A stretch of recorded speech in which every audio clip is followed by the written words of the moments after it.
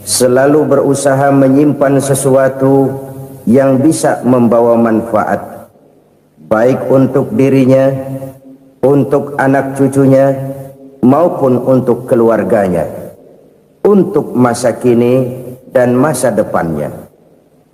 Kadang simpanan itu berbentuk uang, kadang berupa tanah, lain saat berbentuk pabrik, dan lain sebagainya.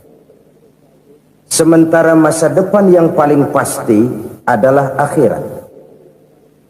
Jika untuk masa depan dunia kita rela memeras keringat, membanting tulang, pergi pagi dan pulang petang, menyimpan uang, menyimpan tanah, menyimpan pabrik, pernahkah kita merenung jika satu saat kiamat datang, kita dibangkitkan dari kubur masing-masing, berdiri di padang mahsyar untuk mempertanggungjawabkan seluruh kegiatan hidup kita di dunia ini, lalu kita akan menuju ke alam akhirat.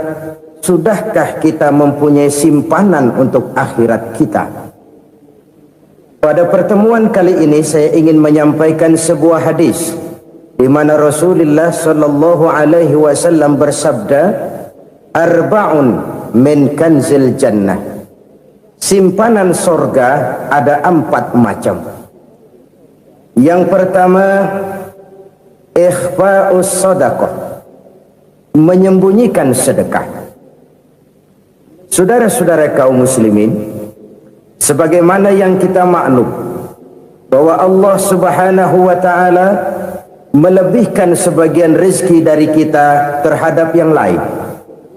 Ada yang kaya, ada yang setengah kaya, ada yang miskin, ada yang setengah miskin, dan selanjutnya. Ada yang gajinya kecil tapi penghasilannya gede. Ada yang penghasilannya gede tapi nggak punya gaji. Ada juga yang memang gajinya gede dan penghasilannya gede. Kelebihan rezeki merupakan sunnatullah dan tidak harus membuat kita merasa lebih dari yang lain. Bahkan sebaliknya, kelebihan itu harus membuat kita ringan tangan untuk menolong mereka yang memang memerlukan pertolongan. Kalau saudara diberikan ilmu, maka pertanyaan akhirat cuma satu: ilmumu kau amalkan untuk apa? Kalau saudara diberikan umur yang panjang, pengadilan akhirat juga bertanya satu: umurmu kau habiskan di mana? Tapi kalau saudara diberikan harta, pengadilan akhirat akan bertanya dua: hartamu kau dapat dari mana? Kau belanjakan kemana? Dari mananya ditanya, dan kemananya juga ditanya. Oleh karena kita akan dimintakan pertanggungan jawab, maka amanah yang bernama harta ini harus kita gunakan dengan sebaik-baiknya. Ada penggunaan yang merupakan kewajiban, itu zakat namanya. Ada penggunaan yang sewaktu-waktu, itu infak namanya. Ada yang lebih sewaktu-waktu lagi, dan itu sedekah namanya. Zakat dia terikat oleh haul dan nisab, oleh putaran batas waktu dan ukuran dari harta itu sendiri. Sedangkan infak terikat oleh situasi dan kondisi perekonomian seseorang. Sedangkan sedekah tidak terikat dengan apapun. Dalam kondisi seperti apapun kita bisa melakukan sedekah dengan yang terkecil sekalipun. Sampai-sampai Rasulullah sallallahu alaihi wasallam mengajarkan, la tahqiranna minal ma'rufi syai'an walau an talqa akhaka biwajhin talik. Atau ada hadis, tabassumuka fi wajhi akhika laka shadaqah. Senyumanmu kepada temanmu adalah sedekah. Jadi untuk melakukan sedekah tidak harus dalam berbentuk uang. Dengan ilmu kita bisa sedekah, dengan tenaga kita bisa bersedekah, dengan pikiran kita bisa bersedekah, bahkan senyum kepada teman itu pun sedekah. Jadi kalau sedekah dengan uang memang belum punya uang, nyengir aja banyakin. Itu asal pada tempatnya, jangan lalu ketemu tiang listrik cengengesan. Tentu tidak pada tempatnya dan tidak wajar. Nah, sedekah yang paling dicintai Allah adalah sedekah yang disembunyikan. Artinya jauh dari sifat riya. Kan kadang-kadang ada orang sedekah itu disebutkan namanya, apa tidak bagus? Kalau memang niatnya ikhlas, ya bagus-bagus saja. Untuk memberikan sugesti kepada yang lain. Di Fulan bin Fulan nyumbang sekian, diumumkan. Boleh kalau niatnya untuk memberikan rangsangan kepada yang lain supaya dia menyumbang lebih besar dari orang tadi. Tapi kalau itu mendatangkan riya, maka sedekah yang paling dicintai Allah adalah sedekah yang disembunyikan. Tangan kiri saja tidak tahu apa yang diberikan oleh tangan kanan. Sedekah yang dilakukan dengan ikhlas akan merupakan perbendaharaan surga, tersembunyi dari pandangan orang lain, tidak seorang pun tahu. Karena memang sikap yang baik adalah melupakan kebaikan dan mengingat kesalahan. Itu salah satu ciri orang bahagia. Orang yang selalu mengingat kesalahannya dan berusaha melupakan segala kebaikannya. Kalau dia akan berada kebaikan, dia tidak bisa ikut, dia merasa rugi karena dia merasa belum pernah berbuat baik. Tapi kalau akan melakukan kesalahan baru, dia ingat kesalahan yang sudah-sudah, sehingga terhalang baginya untuk melakukan satu kesalahan baru. Demikianlah saudara-saudara, bahwa Allah melebihkan rizki sebagian kita dari yang lain, agar terjadi tolong-menolong dalam kehidupan ini. Jadi kesenjangan yang nature, kesenjangan yang alami, itu sunnatullah. Ada yang kaya, ada yang miskin, ada yang kelas menengah.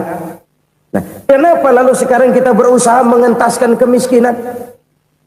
Oleh karena adanya kesenjangan struktural. Kalau yang kaya bisa semakin kaya, kenapa yang miskin tidak bisa naik jadi ikut sedikit kaya? Sebab pada dasarnya Islam adalah agama yang sejak turunnya sudah berupaya memerangi kemiskinan. Bahkan dikatakan kemiskinan itu mendekatkan kepada kekufuran. Orang kalau miskin udah dekat banget sama kafir. Gampang menjadi kafir. Berapa banyak saudara-saudara kita yang oleh karena soal perut, oleh karena soal materi, terpaksa meninggalkan dan menanggalkan akidahnya, menjual petunjuk yang diberikan Allah dengan kesenangan dunia yang cuma sebentar ini. Na'udzubillah thumma na'udzubillah. Jadi makin kita sembunyikan satu sedekah, semakin banyak perbendaharaan kita di surga. Sedekah yang paling dicintai Allah adalah sedekah yang disembunyikan. Malahan ada seorang sufi, dia punya kebiasaan kalau pergi sholat Jumat dia bawa uang, itu uang dia taruh di bawah tikar masjid. Dia niat sedekah kepada siapa saja yang nemuin itu duit. Maksudnya apa? Supaya yang nemuin nggak tahu siapa yang punya duit. Demikian dia saking ingin menyembunyikan sedekahnya. Karena sifat riya itu bisa memakan amal kita sendiri. Riya itu termasuk menyebut-nyebut kebaikan kita. Orang yang suka nepuk dada, sedikit-sedikit ngitungnya kalau nggak gua. Tuh kalau nggak gua tuh. Tuh yang belas itu kalau nggak gua, kalau nggak gua. Iya kalau nggak lu kenapa emang? Orang yang suka menepuk jasad, biasanya memang begitu saudara-saudara. Kalau perang lagi berkecamuk, orang nggak sempat ngaku jadi pahlawan. Tapi begitu perang selesai, yang kagak kenal bedil ngaku pahlawan, mas. Itu sesuatu yang biasa. Oleh karenanya, orang-orang yang ikhlas dalam bersedekah, disembunyikannya sedekah itu, Allah cinta betul. Malahan ada hadis memberikan jaminan, inna shadaqatal mar'il muslimi tazidu fil umri wa tadfa'u mitatas su'i. Sesungguhnya sedekahnya seorang mukmin tazidu fil umri, bisa menambah umur panjang, wa tadfa'u mitatas su'i, dan menyelamatkan manusia dari mati secara su'ul khatimah. Jadi siapa yang kepengen panjang umur, banyaklah sedekah. Yang bosan hidup, pelit terus. Sedekah menambah panjang umur dan menyelamatkan manusia dari mati secara su'ul khatimah. Pak, katanya umur itu nggak bisa ditambah, nggak bisa dikurangin. Kapan? Kalau ajal sudah datang. Wa idza jaa ajaluhum la yastakhiruna sa'atan wa la yastaqdimun. Kalau ajal datang tidak bisa dimajukan, tidak bisa dimundurkan. Itu kalau ajal sudah datang. Tidak bisa lagi umur ditambah dikurangi, sudah datang. Tapi kalau belum datang, itu kan haknya Allah. Mau ditambah, mau dikurangi, hak prerogatif Allah. Sebagai pencipta manusia, Allah maha kuasa dan maha mampu. Sedekah ini menambah panjang umur dan menyelamatkan manusia dari mati secara su'ul khatimah. Orang mati kan sama ya, kondisinya mati, nggak nafas. Tapi hakikat mati kan lain-lain. Ada yang mati itu husnul khatimah, baik akhirnya. Misalnya lagi ngaji mati, lagi sholat mati, lagi sedekah mati. Ini yang dinamakan dengan husnul khatimah, baik di akhirnya. Sebaliknya ada yang su'ul khatimah, jelek di akhirnya. Ini yang jadi catatan akhir. Lagi nyekek botol, mampus. Lagi banting kartu, modar. Su'ul khatimah, jelek pada akhirnya. Sedekah menyelamatkan manusia dari mati secara su'ul khatimah. Dan kita semua kepengen mendapat husnul khatimah, jauh dari su'ul khatimah. Oleh sebab itu yang bisa menyelamatkan kita dari penyakit itu antara lain adalah sedekah yang disembunyikan, yang dikerjakan dengan ikhlas karena Allah.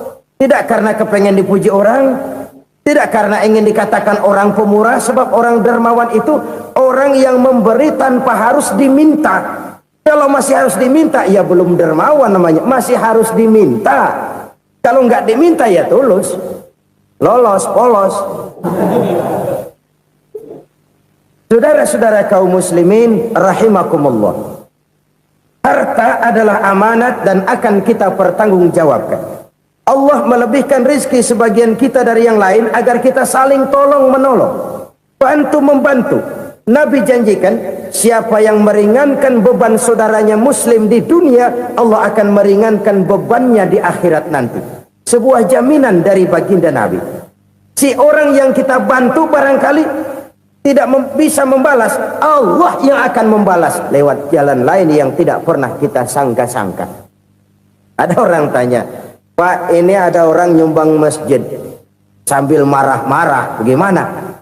Saya bilang sumbangannya aja ambil, marahnya jangan. Marahnya jangan diambil, itu urusan dia. Saudara-saudara kaum muslimin rahimakumullah. Umat Islam ini kan umat yang punya potensi besar. Kadang kita merenung, kenapa kadang-kadang pembangunan masjid kok lambat sekali? Kalau hotel hari ini peletakan pertama, bulan depan peresmian. Supermarket hari ini peletakan batu pertama, minggu depan peresmian. Tapi kalau sudah yang namanya masjid, kadang-kadang peletakan batu pertama sekaligus jadi batu terakhir. 3 tahun, 4 tahun, campur nebar jalak di jalanan, duit dijaring kayak ikan sepat. Apa tidak ada orang Islam yang kaya? Banyak. Apa tidak ada pengusaha muslim yang jadi konglomerat? Ada. Lalu yang belum banyak itu yang komit terhadap nilai-nilai agamanya. Akhirnya kita jatuh jadi umat yang lemah. Belum ada pengusaha konglomerat muslim buka pabrik supermi cap bedug misalnya umpamanya atau pabrik kecap cap sorban supaya identitas keislamannya sedikit kelihatan. Kita jatuh jadi umat yang lemah karena potensi tidak terinventarisir dengan baik. Kita ini ibarat kompor yang cuma matengin nasi orang lain. Potensi kita dimanfaatkan oleh orang lain. Ukhuwah Islamiyah kita baru terbatas kepada silaturahmi. Ukhuwah di bidang ekonomi kita lemah, ukhuwah di bidang kebudayaan kita lemah, apalagi ukhuwah di bidang politik kita lebih rapuh lagi. Padahal ukhuwah itu adalah totalitas kehidupan manusia, menyangkut ipolek sosbud, memerlukan nilai-nilai ukhuwah. Jadi oleh karena itu mari kita menyadari di dalam harta kita, walaupun kita yang cari pergi pagi pulang sore peras keringat banting tulang, di sana ada harta anak yatim, di sana ada hak masjid, Di sana ada hak pesantren, di sana ada hak jihad. Berbahagialah seseorang apabila dia oleh Allah dijadikan keran. Keran itu menyimpan air, tapi tidak untuk dirinya, tapi disalurkannya kepada mereka yang memang memerlukannya. Saudara-saudara kaum muslimin rahimakumullah, ini yang pertama. Jadi perbendaharaan surga adalah menyembunyikan sedekah. Orang lain nggak tahu, kita pun nggak pernah ngitung-ngitung. Kita anggap lewat begitu saja, padahal itu deposit akhirat. Satu. Yang kedua, perbendaharaan surga itu apa? Wa kitmanul musibah, menyembunyikan kesulitan. Kadang orang takut menghadapi kesulitan, tapi makin kita merenung, hidup ini kan sebenarnya urusan. Takut sama urusan, ya jangan hidup. Tandanya orang hidup itu kalau punya urusan. Urusan merupakan problem. Problem sering menimbulkan kesulitan. Kesulitan bukan untuk ditakuti, tapi untuk diatasi dan dicarikan jalan keluarnya. Siapa sih orangnya yang nggak pernah sulit-sulit? Makin tinggi status sosialnya, makin gede urusannya. Makin tinggi kualitas imannya, makin berat tingkat kesulitannya. Cuma memang yang namanya enak itu seperti pelangi. Biang lala itu nggak pernah di atas kepala kita, di atas kepala orang melulu. Lu sih enak lu, kata kita. Dia juga bilang yang enak kan lu. Pelangi itu nggak pernah di atas kepala kita. Kata tukang beca, aduh enak ya naik Mercy. Kata tukang beca, apa yang di dalam mobil Mercy? Aduh enak bener tukang beca, di jok ngeringkuk ngorok pulas bener. Saya kamar pakai AC sejuk, tempat tidur sutra empuk, alga spring bed, gula kulik nggak bisa pulas kalau belum minum Valium, belum tidur. Enak bener tukang beca, di jok ngorok nggak tahu wetan kulon. Si tukang beca bilang yang di Mercy enak, yang di Mercy bilang tukang beca enak. Inilah enak, nggak pernah di atas kepala kita, di atas kepala orang lain melulu enak itu. Nah, saudara-saudara, yang merupakan perbendaharaan surga itu orang yang bisa menyembunyikan kesulitan, baik pribadi ataupun rumah tangga. Nih terutama rumah tangga yang jadi soalnya. Kadang-kadang kita ini kalau senang, sebaliknya kalau senang kita diam, kalem aja, cuek. Banyak banget duit kita bawaan, diam aja udah. Malah ketemu orang takut. Tapi begitu susah, sekampung tahu. Padahal Nabi mengajarkan perbendaharaan surga itu menyembunyikan musibah, menyembunyikan kesulitan. Kalau enak, cerita sama orang-orang. Kalau nggak enak, rasain sendiri, tekan sendiri, atasin sendiri. Kita kan sebaliknya, senang kita diam, asal lagi susah, paling tidak kita nyari teman buat cerita kesusahan. Siapa orangnya yang nggak pernah susah? Cuma soalnya bagaimana kita mengatasi kesusahan itu sendiri. Begitu juga misalnya kalau orang sudah berumah tangga, itu orang tuanya harus menjadi tempat dia cerita yang enak-enak saja. Yang nggak enak rasain berdua, selesaikan berdua, atasin berdua. Jangan dibalik. Asal senang diam, giliran susah saja. Maknya laporan. Terbalik. Bisa menjaga security informasi. Maka nama bayam keluar diam, malah seluitan. Enak amat lo makan daging ayam. Security informasi. Saudara-saudara kaum muslimin rahimakumullah, ujian yang terberat itu yang pernah diberikan kepada para nabi, para rasul, para aulia, para ulama. Makin tinggi keimanan, makin berat bentuk kesulitan. Ayo saya kemukakan satu contoh saja. Ada seorang nabi yang kaya, nabi kaya, namanya Nabi Ayub. Iblis kalau orang begini kan keki, ibadahnya rajin, kaya. Nih yang kayak begini susah digodain. Kalau ibadahnya rajin, miskin, kali bisa disogok. Sini imannya mantap, ibadahnya rajin, kaya, nabi lagi. Oh, tapi namanya iblis nggak kurang akal, laporan, Tuhan, kenapa Les? Ya ini bahasa saya, bahasa Qurannya sih nggak gitu. Itu hambamu yang namanya Ayub, dia rajin ibadah cuma karena dikasih kaya aja. Coba kasih miskin dia, berhenti dia sembahyang. Ah, kamu bisa aja. Saya tahu Ayub itu hambaku yang ikhlas. Saya buktiin Tuhan, silahkan. Dibuktiinlah, iblis turun ke alam ini. Yang mula-mula dia lakukan, dia rusak sawah ladang Nabi Ayub. Dia binasakan binatang ternak Nabi Ayub. Sehingga dalam waktu singkat, jatuhlah Nabi Ayub dari orang paling kaya jadi orang paling miskin. Beliau masih ibadah di mihrab dalam masjid. Datang iblis. Saudara Ayub, ya, lagi ngapain? Ibadah. Nyembah Allah, nyembah Allah. Oh, percuma. Kenapa? Tuhan yang ente sembah nih, dia udah bikin miskin ente. Sawah ladang ente hancur lebur, binatang ternak binasa. Sekarang ente jadi orang paling miskin. Ngapain nyembah Tuhan kayak begitu? Tekor. Udah berhenti dah ibadah, berhenti ibadah. Ini iblis sama Tuhan laporannya lain, yang dikerjakan kepada Nabi Ayub juga lain. Benar begitu iblis kata Nabi Ayub? Iya. Sawah ladang saya habis, buras. Binatang ternak saya binasa, binasa. Saya miskin, bangpak.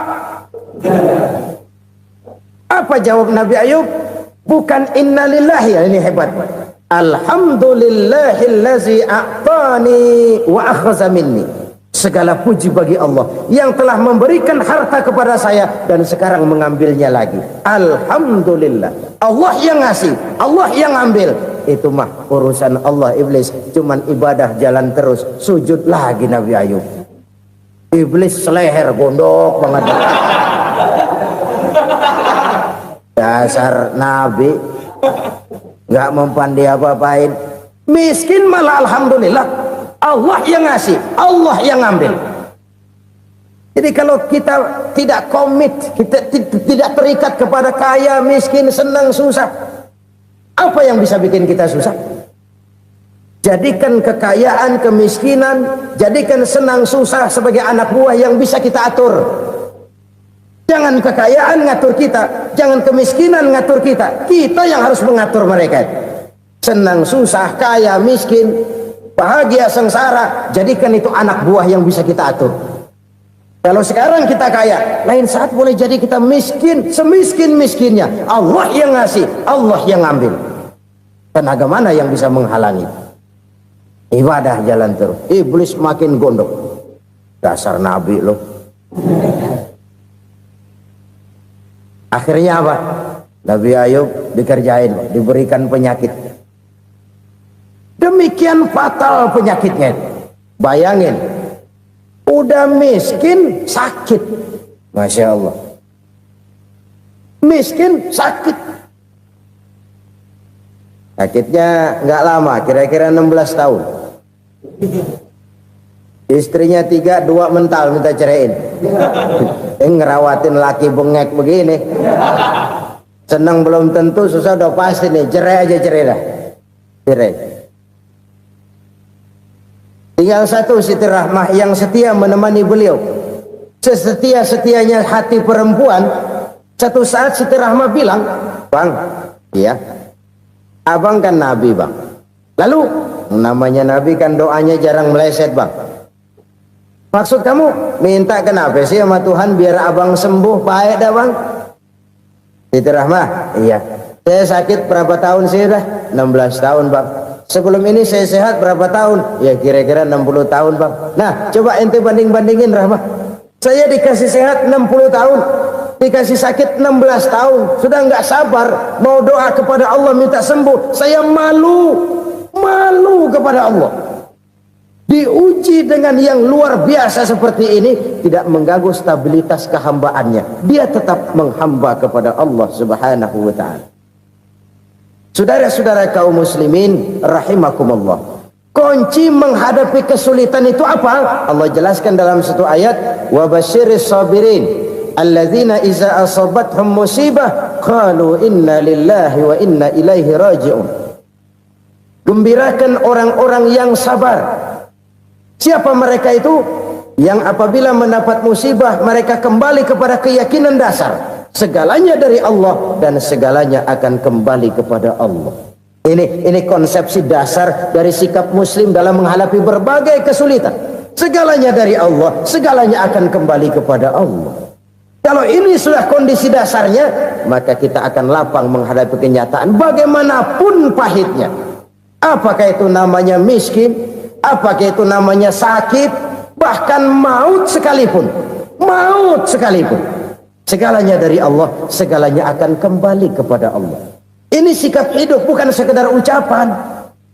Kita kadang-kadang menjadikannya sebagai ucapan.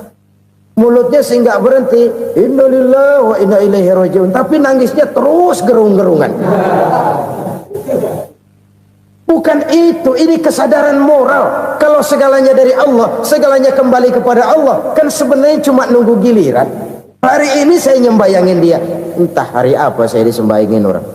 Hari ini saya antar dia ke kubur, entah hari apa orang nganterin saya ke kubur. Hari ini saya tahlilkan dia, entah nanti kapan orang tahlilkan saya. Segalanya dari Allah, segalanya akan kembali juga kepada Allah. Oleh sebab itu saudara-saudara, kesulitan bukan untuk ditakuti. Kesulitan justru untuk diatasi, dicarikan jalan keluarnya. Dan tidak ada orang yang tidak pernah mendapat kesulitan. Tidak ada. Semakin tinggi status sosial, semakin tinggi kualitas keimanan, semakin besar juga tingkat kesulitan. Hanya saja bagaimana cara kita mengatasinya. Dan Al-Quran menyatakan, inna ma'al usri yusra. Di balik kesulitan itu pasti ada kemudahan. Roda itu berputar. Karena itu Rasulullah sallallahu alaihi wasallam mengingatkan kepada kita, ta'arraf ilallahi firraha ya'rifka fisyiddah. Ingatlah kepada Allah di waktu kamu senang, supaya Allah ingat kepada kamu di waktu kamu susah. Kalau waktu senang kita ingat kepada Allah, kita susah, Allah tidak akan meninggalkan kita. Tapi kalau waktu senang kita jauh dari Allah, sujud tidak sempat, dengan masjid jauh, ketika senang kita lupakan Allah. Nanti begitu kita susah, Allah lupakan kita, dan itu menyakitkan. Oleh karena itu orang-orang tua kita dulu bilang, kalau lagi sehat ingat-ingat lu bakal sakit nanti. Kalau lagi kaya ingat-ingat satu saat kita bakal jatuh miskin. Bahkan kalau lagi muda ingat-ingat kita bakal tua. Dan yang terpenting, kalau lagi hidup ingat-ingat kita bakal mati. Saudara-saudara kaum muslimin rahimakumullah. Jadi yang kedua yang merupakan perbendaharaan surga, menyembunyikan musibah. Saudara-saudara kaum muslimin rahimakumullah. Hal ketiga yang merupakan perbendaharaan surga adalah wasilatur rahmi. Orang yang suka bersilaturahmi. Sebagaimana yang kita maklum bahwa manusia adalah makhluk yang disebut zon politika. Makhluk sosial yang tidak mungkin hidup sendiri-sendiri. Betapa dan siapapun kita memerlukan orang lain. Bodoh betul manusia kalau tinggal di tengah masyarakat tapi tidak mau bermasyarakat. Merasa hebat sendiri, pinter sendiri, gagah sendiri, kaya sendiri. Mungkin kalau mati juga ngubur sendiri. Jangankan kita di sini, di sorga saja Nabi Adam waktu sendirian bengong melulu, mondar mandir. Allah tegur dam sepi dam. Ya ini kalau bahasa saya. Iya Tuhan sepi ini nggak ada coret-corekan pisan ini. Diciptakan Siti Hawa baru anteng Nabi Adam. Itu di sorga. Cobalah. Umpamanya saudara tinggal di Jakarta nih. Kayak bener. Apaan aja di Jakarta punya saudara dah. Pembuatan Semanggi ambil. Monas, Buntel bawa pulang. Hotel-hotel ambil semua. Cuman tinggal di Jakarta sendirian, apa enaknya? Betapa dan siapapun kita perlu orang lain. Tidak ada seorang pun yang bisa memenuhi kebutuhan hidupnya secara sendiri-sendiri. Nah, Islam telah menyelamatkan manusia dari ras diskriminasi. Mengikat manusia dengan persaudaraan yang berlandaskan kepada akidah. Karena itu dianjurkan bersilaturahmi. Bahkan Nabi menyatakan, man arada ayyubsata lahu fi rizqihi wa yunsa'a fi atharihi falyasil rahimah. Siapa yang kepengen diluaskan rezekinya dan dipanjangkan usianya, banyaklah ia bersilaturahmi. Siapa yang kepengen dimudahkan rezekinya, hendaknya ia banyak bersilaturahmi. Kalau banyak teman, kesulitan kan paling tidak ada tempat cerita. Udah susah, sendirian kita pikirin diri, nggak ada tempat tukar pikiran. Cepet banget sama bengek. Dilawan sendiri. Nah, secara makro kita bisa berkata, tidak mungkin ada kemenangan kalau tidak ada kekuatan. Tidak ada kekuatan kalau tidak ada kesatuan dan persatuan. Tidak mungkin ada kesatuan dan persatuan tanpa semangat silaturahmi. Kalau umat Islam mau menang, dia harus kuat. Kalau umat Islam mau kuat, dia harus bersatu. Kalau umat Islam mau bersatu, dia harus membudayakan silaturahmi ini.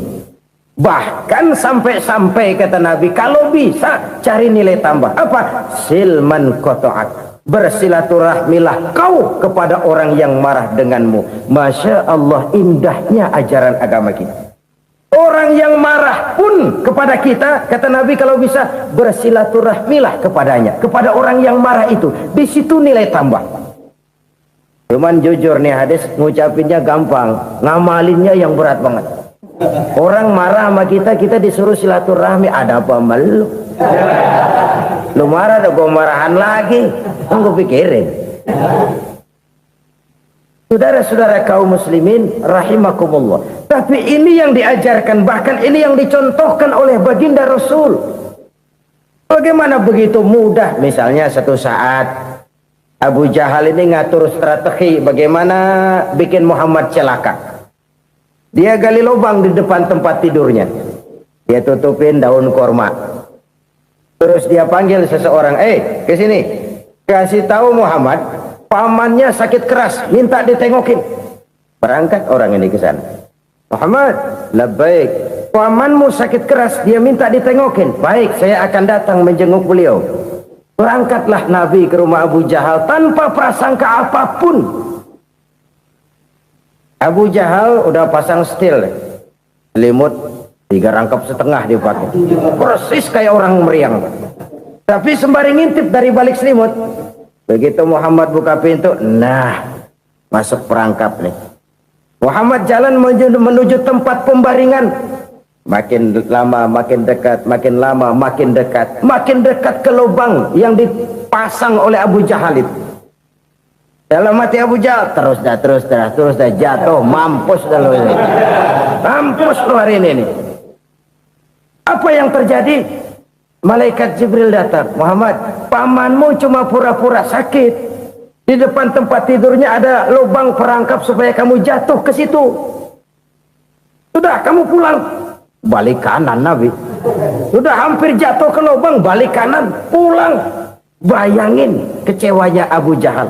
Muhammad dikit lagi, Muhammad dikit lagi. Enggak paman, saya pulang aja. Emosi bangun dari tempat tidur, enggak sadar kalau lagi pura-pura sakit. Lompat ngejar Nabi, dia lupa dengan lubang yang dia gali.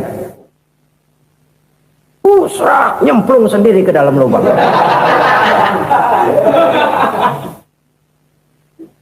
Nabi terus berlalu. Ini terjadi keanehan. Jatuh ke lubang yang dia gali itu sebenarnya nggak terlalu dalam ya, antara 3-4 meteran lah. Tolong saya jatuh ke lubang ini. Datanglah pelayan-pelayannya itu. Angkat saya dari sini. Oh, yang ngulurin tambang. Satu gulung, belum juga nyampe itu tambang. Kurang, beli lagi ke warung. Sambung, ulur lagi, nggak juga bisa sampai. Wah, ini kerjaan Muhammad ini. Tolong, siapa salah seorang kamu ke rumah Muhammad, kasih tahu encangnya kecebur. Minta ditolongin. Sampaikan kepada Rasul. Kenapa? Pamanmu jatuh ke lubang, Muhammad minta tolong diangkatin. Tambang udah nyambung-nyambung nggak nyampe juga. Ya, nanti saya datang, saya tolong. Coba. Nyata-nyata orang berniat jahat mau mencelakakan dia. Datang dia menolong. Ini yang disebut air tuba dibalas air susu ya ini. Bukan sebaliknya. Air tuba dibalas air susu. Paman, kecebur ya? Iya Muhammad, tolong ini. Pegang tangan saya. Nabi ulurkan tangannya. Nyampe. Dipegang oleh Abu Jahal. Diangkat ke atas. Sampai atas. Apa kata Abu Jahal? Sihirmu memang hebat Muhammad. Udah ditolongin dikata sihir. Yang enak kita kemplang kan itu orang begitu. Urusan apa? Tapi inilah akhlak. Kalau bisa kamu bersilaturahmilah dengan orang yang marah kepadamu sekalipun.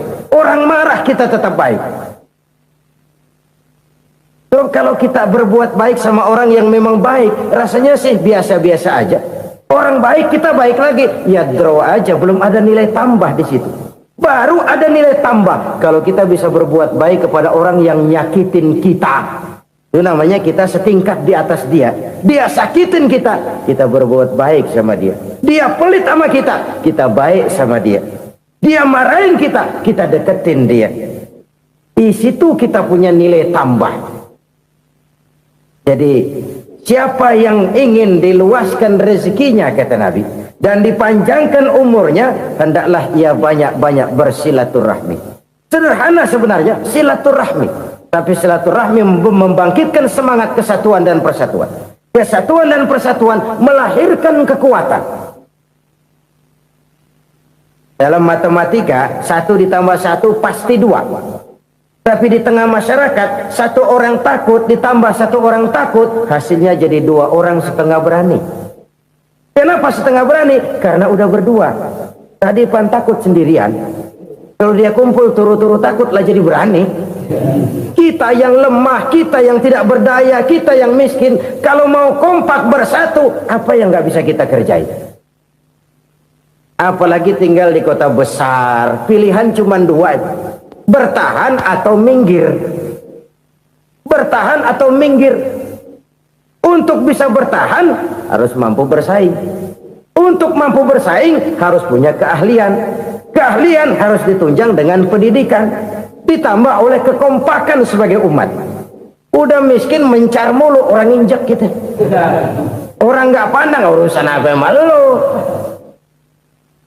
Oleh karena itu silaturahmi pada hakikatnya merupakan roh dari ukhuwah yang diajarkan oleh agama kita. Bagaimana Islam menyelamatkan masyarakat manusia dari ras diskriminasi, mengikat manusia, dan tidak ada persaudaraan yang lebih indah selain persaudaraan yang diikat dengan nilai-nilai akidah. Sepanjang orang di jalan Allah, itulah saudara kita. Keluar dia dari jalan Allah, selesailah persaudaraan sampai di situ. Karena itu, kalau ingin menyimpan sesuatu di surga, banyaklah bersilaturahmi. Datang ke rumah ini, datang ke rumah itu, dan lain sebagainya. Itu simpanan kita di akhirat nanti. Ini yang ketiga. Saudara-saudara, yang keempat, perbendaharaan surga itu apa? Wa qawlu la hawla wa la quwwata illa billah. Ucapan la hawla wa la quwwata illa billah. Ibadah kan ada yang berat, modalnya besar. Bangun masjid berat, modalnya besar. Bangun rumah sakit berat, modalnya besar. Ada ibadah yang berat tapi modalnya ringan. Misalnya puasa. Puasa itu berat, mengendalikan nafsu.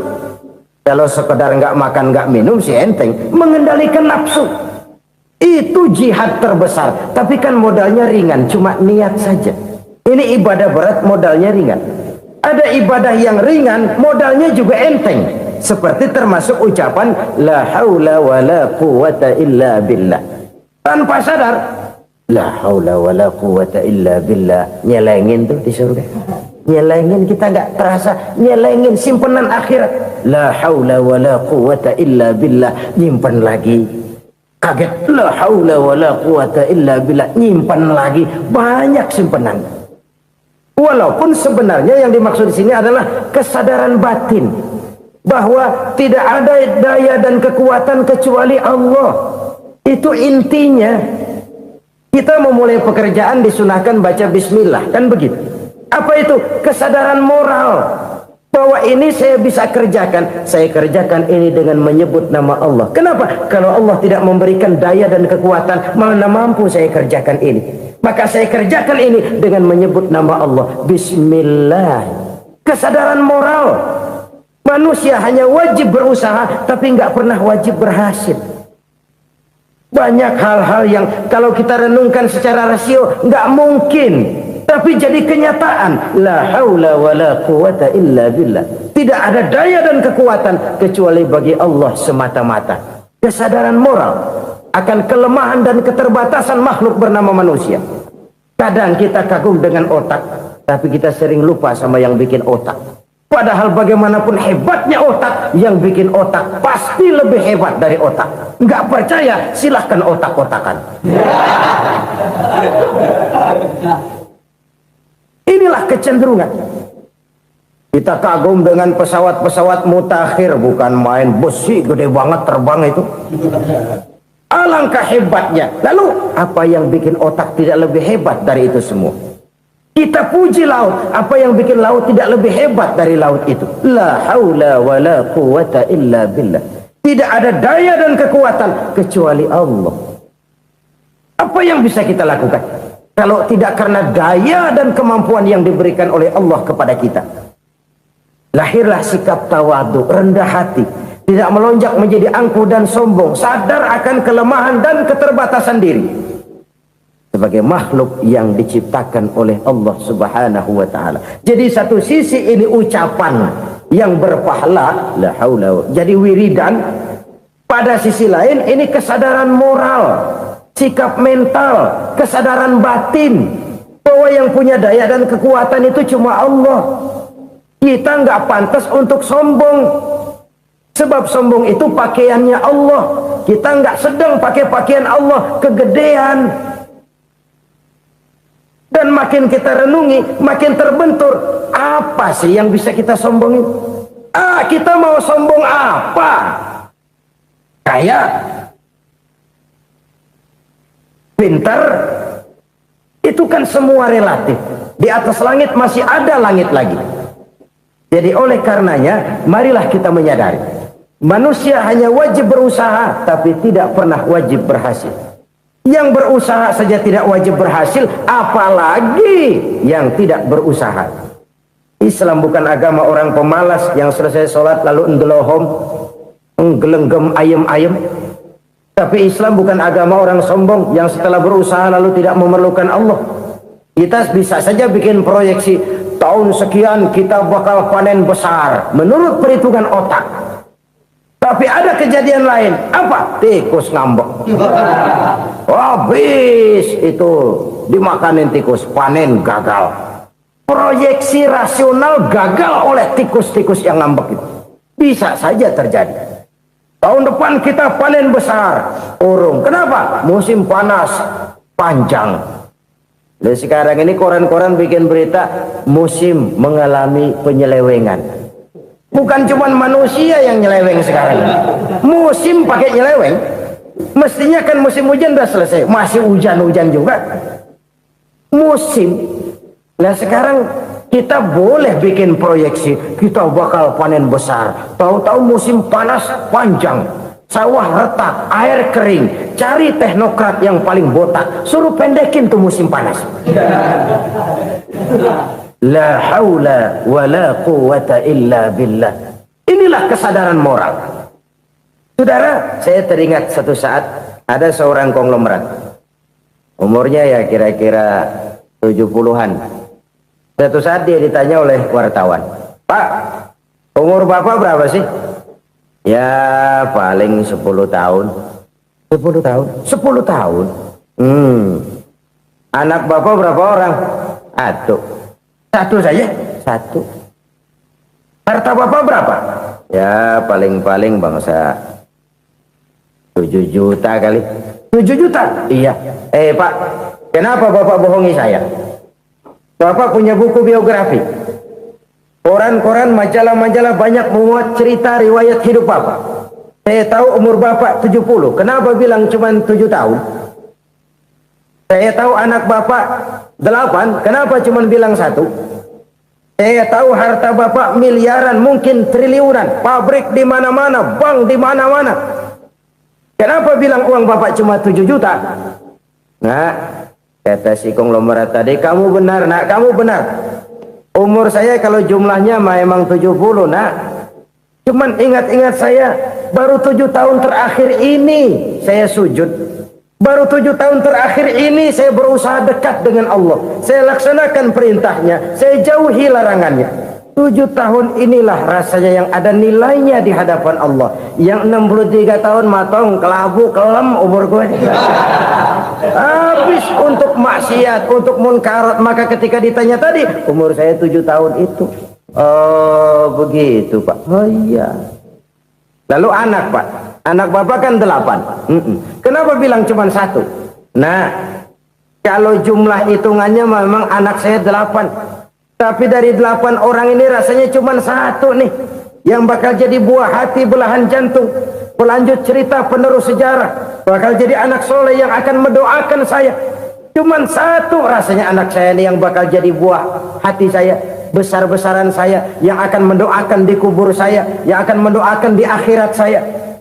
Yang 7 orang mana, masya Allah, yang 1 tenggeng, yang 1 nyekek botol mulu, yang 1 nggak karu-karuan. Makanya saya bilang 1 anak saya yang akan bisa mendoakan saya. Oh begitu Pak. Iya. Nah harta Pak, harta bapak kan triliunan, pabrik bapak di mana-mana, uang bapak hampir di tiap bank-bank besar. Kenapa bilang cuma 7 juta? Betul kau nak. Harta saya kalau jumlahnya memang miliaran, triliunan mungkin. Tapi yang saya ingat baru 7 juta tuh yang saya belanjakan di jalan Allah. Saya nyumbang masjid, saya santuni yatim piatu, saya bantu pembangunan pesantren, saya bantu pembangunan rumah sakit Islam. Itu yang akan saya bawa pulang ke akhirat, yang 7 juta itu. Yang triliunan itu nanti akan diperebutkan oleh anak-anak saya sebagai waris saya. Jadi harta saya 7 juta itu yang bakal nemenin saya di akhirat, yang akan saya bawa pulang jadi teman saya. Saudara-saudara kaum muslimin, jangan-jangan orang tua itu adalah kita-kita ini. Jangan-jangan kita-kita ini adalah orang tua itu. Jangan-jangan itu potret dari diri kita masing-masing. Dari sekian umur yang diberikan Allah, berapa tahun yang ada nilainya di hadapan Allah? Dari sekian anak-anak yang merupakan amanah, berapa yang akan mendoakan kita sebagai orang tuanya menjadi anak soleh? Dari sekian banyak harta yang diberikan Allah, berapa yang akan kita bawa pulang menghadapnya nanti, yang kita belanjakan di jalan Allah? Ini sebuah potret kehidupan. Karena itu kita kembali kepada la haula wa la quwwata illa billah. Kita wajib berusaha, kita wajib berikhtiar. Selebihnya segala daya dan kekuatan hanya milik Allah saja semata-mata. Satu kesadaran batin dari setiap pribadi muslim. Setelah ia berusaha dan berikhtiar, ia menyerahkannya kepada Allah Subhanahu wa ta'ala. Jadi satu sisi ini merupakan wiridan ucapan yang mengandung pahala, pada sisi lain ini merupakan sikap batin dari seorang muslim di dalam ia menghadapi realitas kehidupan ini. Saudara-saudara kaum muslimin rahimakumullah, kalau ini kita jadikan satu basis kehidupan, maka ini akan menyelamatkan manusia dari kemungkinan tergelincir menjadi orang yang lupa diri dan lupa darat. Sebab itu Imamul Ghazali berpesan, jadidis safinah fa innal bahra amiq wa khuziz zad fa inna safara ba'id wa khaffifil hamla fa innal hamla sadid. Perbarui selalu kapalmu karena lautan sangat dalam. Bawa bekal yang banyak karena perjalanan ini sangat jauh. Ringankan beban karena kebanyakan beban akan menyakitkan. Alangkah indah kalimat ini, alangkah dalam makna yang terkandung di sana. Perbarui selalu kapalmu karena lautan sangat dalam. Apa artinya ini? Jaga mentalmu baik-baik. Pelihara imanmu baik-baik karena hidup penuh cobaan seperti lautan. Kita kalau berlayar di lautan kan kadang-kadang tenang, angin bertiup sepoi-sepoi basah. Jika malam datang bintang gemintang bertabur menghias cakrawala. rembulan memantulkan sinarnya dengan indah. Dalam keadaan begitu berlayar enak. Tapi lain saat ombak menggunung, halilintar menyambar, angin topan bertiup. Berapa banyak sudah saudara-saudara kita yang tenggelam di lautan dunia tanpa sadar bahwa dia belum sampai kepada pantai yang akan dituju. Berapa banyak sudah saudara-saudara kita yang tenggelam di lautan dunia ini tanpa sempat bangkit lagi. Dia menyangka sudah sampai kepada tujuannya. Hati-hati kapal jangan sampai bocor karena lautan sangat dalam. Iman ini jaga baik-baik karena hidup penuh dengan ujian. Wa khuzizat fa inna safara ba'id. Bawa bekal yang banyak karena perjalanan sangat jauh. Saudara mau ke Bandung, bawa duit. Saudara mau ke Surabaya, banyakan lagi duitnya. Saudara mau ke Mekah, gepokan, iketan tuh duit nggak lembaran lagi. Makin jauh perjalanan, makin banyak bekal yang harus kita bawa. Kalau saudara dari Jakarta mau ke Surabaya, kagak bawa duit berangkat juga, itu sih bukan berani namanya, nekat. Sampai Surabaya belum tentu, sengsara di jalan udah pasti. Kenapa? Nggak bawa bekal berangkat. Sama juga kita nih, misalnya belum sempat sembahyang, mati. Waduh, berani banget orang. Belum punya bekal, mati, sengsara di jalan. Atau bekal tidak cukup. Dari Jakarta saudara mau ke Surabaya, bawa duit 500 perak. Paling jauh Cikampek nyampenya itu. Paling jauh itu. Antara jauhnya perjalanan dengan bekal yang saudara bawa tidak seimbang. Hidup ini perjalanan panjang. A walking tour. Dimulai dari alam arwah, sebelum jasad diciptakan, roh diciptakan lebih dulu. Dari situ pindah ke alam rahim, dari alam rahim pindah ke alam dunia, dari alam dunia pindah ke alam barzah, baru menuju akhirat. Satu perjalanan panjang. Kalau bekal tidak bawa, sengsara di jalan. Bawa bekal yang banyak karena perjalanan ini sangat jauh. Wa khaffifil hamla, ringankan beban karena beban itu cuma akan menyulitkan. Kalau bekal itu sih keperluan, tapi beban nggak kita perluin, cuma ngeberat-beratin. Apa ini beban? Dosa, kecurangan, kebatilan, kezoliman, ketidakadilan, kesewenang-wenangan. Itu akan jadi beban kita di akhirat. Alangkah celakanya, perjalanan panjang, bekal tidak bawa, beban kelewat banyak, alamat sengsara di jalan. Pahala tidak ada, dosa berlipat ganda. Na'udzubillah, summa na'udzubillah. Kalau kita rangkum nasihat Al-Ghazali dengan kisah si konglomerat tadi, kita akan mengambil kesimpulan. Pertama, bekal terbaik dalam menghadapi gejolak kehidupan ini tidak lain adalah iman. Yang kedua, pahala dan dosa. Dua hal kontroversial.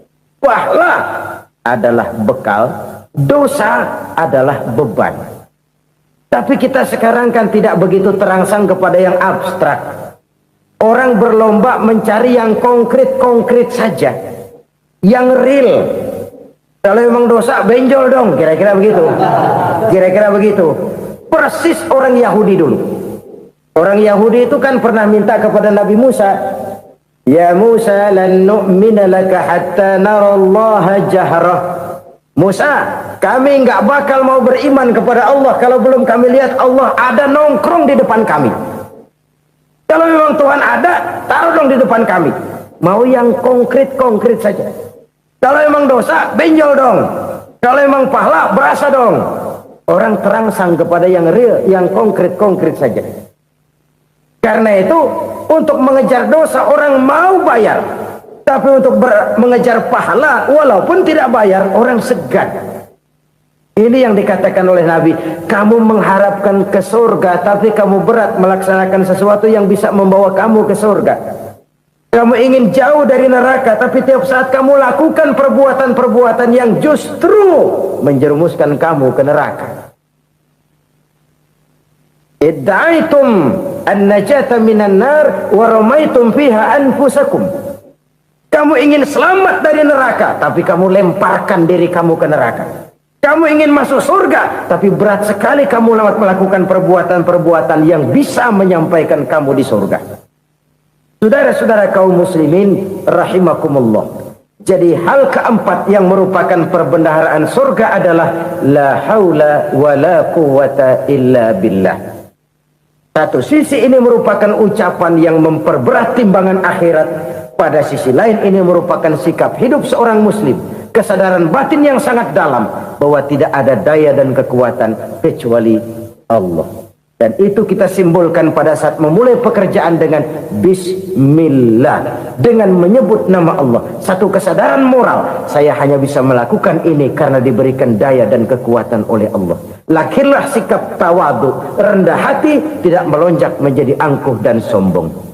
Saudara-saudara, sampai sini dulu jumpa kita kali ini. Semoga 4 perbendaharaan surga ini dapat kita lakukan, yang kelak akan merupakan bekal kita di kemudian hari nanti. Amin ya rabbal alamin. Bapak-bapak, ibu-ibu, saudara-saudara kaum muslimin rahimakumullah. Di dalam kehidupan kita sebagai seorang muslim, minimal 5 kali dalam sehari semalam kita mendengar seruan untuk mendirikan solat yang disebut azan. Ada kalimat menarik di dalam kalimat azan itu, yakni seruan hayya 'alal falah, marilah menuju kepada keberuntungan, marilah meraih kemenangan. Seruan ini adalah kecenderungan dari setiap manusia, apapun warna kulitnya. Artinya, setiap orang dalam hidup selalu ingin meraih dan mencari kemenangan. Kemenangan akan melahirkan kepuasan batin, dan kepuasan batin memberikan kebahagiaan. Sedangkan kekalahan melahirkan penderitaan batin, dan penderitaan batin menjerumuskan seseorang di dalam berbagai bentuk kerugian.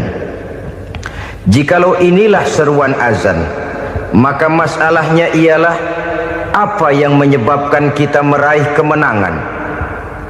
Al-Quranul Karim memberikan tuntunan dan ajaran kepada kita bahwa orang-orang yang memperoleh kemenangan itu tidak lain adalah orang-orang yang bertakwa. Hanyalah mereka yang bertakwa kepada Allah Subhanahu wa ta'ala pada akhirnya akan tampil sebagai pemenang. Lalu siapa orang yang bertakwa itu? Dijelaskan dalam awal-awal Al-Baqarah, orang yang bertakwa yang akan meraih kemenangan. Pertama, allazina yu'minuna bil ghaib, yaitu orang-orang yang beriman kepada yang gaib.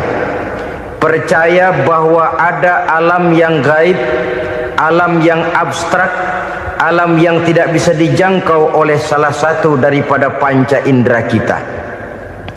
Mereka percaya dan beriman kepada adanya malaikat, beriman kepada adanya iblis dan jin, beriman kepada adanya alam kubur, beriman kepada adanya alam mahsyar, beriman kepada adanya alam akhirat, beriman kepada adanya surga dan neraka.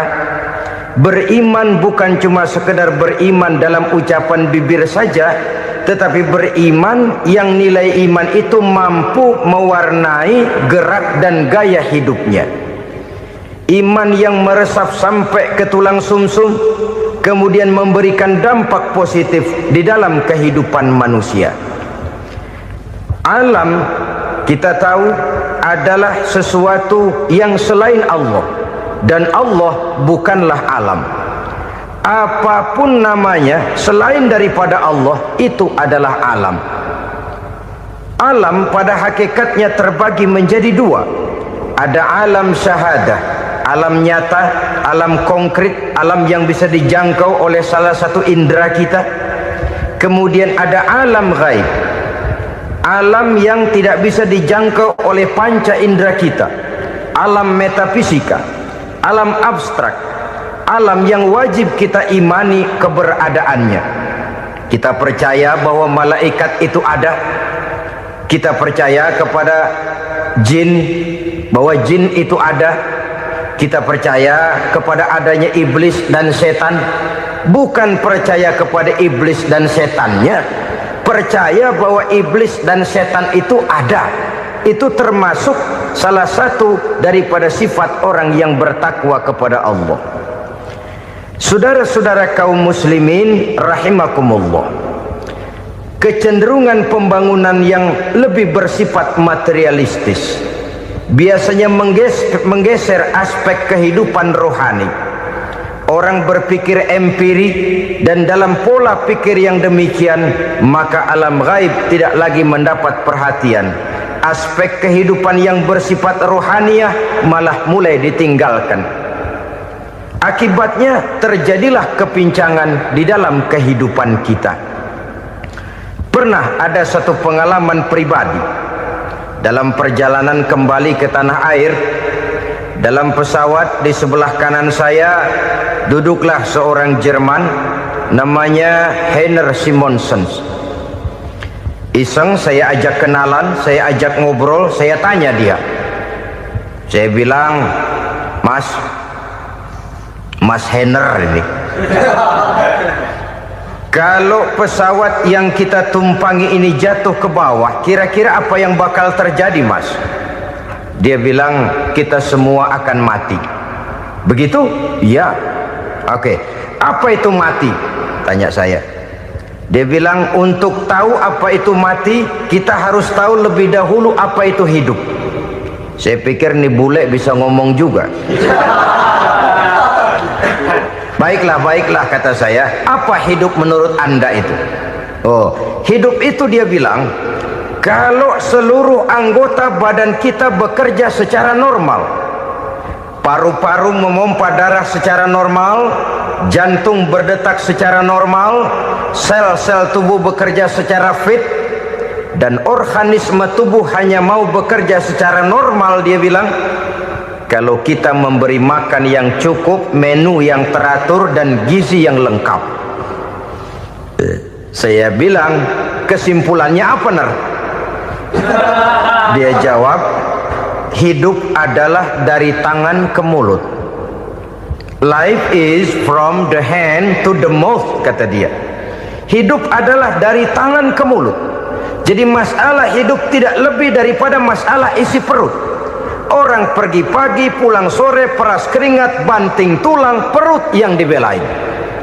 Saya bilang, you are wrong. Sampean salah, Ner. Kamu orang Islam bukan? Bukan. Pantas. Kenapa saya salah? Dia bilang, ya jelas salah. Salahnya di mana? Kamu ini manusia. Kalau hidup cuma dari tangan ke mulut, saya bilang, kambing di kampung saya juga begitu pikirannya, Ner. Itu kambing di kampung saya, asal perutnya kenyang, sudah hidup dia. Perkara besok bagaimana, lusa prospeknya macam mana, bulan depan ada apa, kambing nggak pernah mikir. Di kampung saya kambing juga pikirannya begitu. Kamu Kristen ya? Tadinya. Loh kok tadinya, lalu apa sekarang kamu ini? Dia bilang, sekarang saya netral. Saya tidak beragama, tapi saya percaya kepada Tuhan sebagai pencipta alam. Saya ingat benar dia bilang, I haven't any religious, but I believe to God as the creator of the world. Kenapa bisa netral begitu, Ner? Habis saya bingung katanya. Islam bilang Islam baik, Kristen bilang Kristen baik, Hindu Buddha bilang Hindu Buddha baik, semua agama baik. Saya netral sekalian, nggak beragama. Yang penting saya percaya kepada Tuhan. Saya bilang, Ner, kamu ini kayak orang mau beli celana, lalu bingung. Yang satu bilang Levi's bagus, yang satu bilang Blue Jean hebat, yang satu bilang Wool England hebat. Celana ini hebat, celana itu bagus, celana ini hebat, semua celana bagus, kamu bingung. Akhirnya netral, tidak pakai celana. Itu juga salah. Saya pikir-pikir, kemudian saya melihat bahwa dua pola berpikir Heiner ini nampaknya sudah mulai menggejala di lingkungan masyarakat bangsa kita. Disadari atau tidak, secara jujur kita harus berkata, dua pola pemikiran Heiner ini mulai berkembang di tengah masyarakat bangsa kita. Pertama, pola pikir materialisme. Hidup adalah dari tangan ke mulut. Masalah hidup tidak lebih masalah isi perut. Itu yang perlu dibela, dan disitulah arti kehidupan. Pergi pagi, pulang sore, peras keringat, banting tulang untuk mempertahankan perut. Kalau sudah kemari cara orang berpikir, maka buat apa percaya kepada yang gaib? Untuk apa sholat? Untuk apa puasa? Untuk apa zakat? Untuk apa menghadiri majelis taklim? Tanpa kepercayaan kepada yang gaib, hidup berjalan menurut alur empiris dan materialis. Kalau sudah ke sana cara orang berpikir, biasanya orang lalu cenderung menghalalkan segala cara. Hanyalah orang yang percaya bahwa akhirat ada. Hanyalah orang yang percaya bahwa alam kubur itu ada. Hanyalah orang yang percaya bahwa malaikat itu ada, hidupnya akan lebih terarah dan terkendali. Karena kepercayaan kepada yang gaib, yang merupakan fase daripada kehidupan setelah hidup yang sekarang ini, mewarnai gerak pribadi seseorang di dalam dia melakukan kegiatan hidupnya. Pola berpikir materialisme, disadari atau tidak, mulai menggejala di lingkungan masyarakat bangsa kita. Hidup tidak lebih dari urusan tangan ke mulut, mulut ke tangan, tangan ke mulut. Asal perut sudah kenyang, hiduplah sudah. Perkara bagaimana prospek hari yang akan datang, bagaimana akhirat, tidak jadi persoalan. Ini yang oleh Nabi diperingatkan, ad-dunya sijnul mu'min wa jannatul kafir. Dunia adalah penjara bagi orang beriman dan surga bagi orang kafir.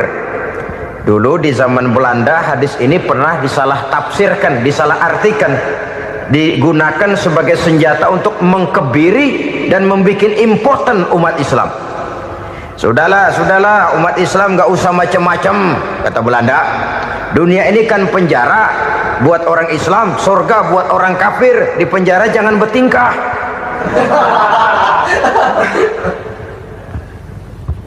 Pengertiannya tidak begitu. Dunia adalah penjara bagi orang mukmin. Artinya dalam kehidupan dunia seorang mukmin tidak bebas memperturutkan hawa nafsunya. Di penjara hawa nafsunya itu. Sebaliknya, surga bagi orang-orang kafir. Buat orang kafir, surgalah dunia ini. Mereka bebas memperturutkan hawa nafsunya.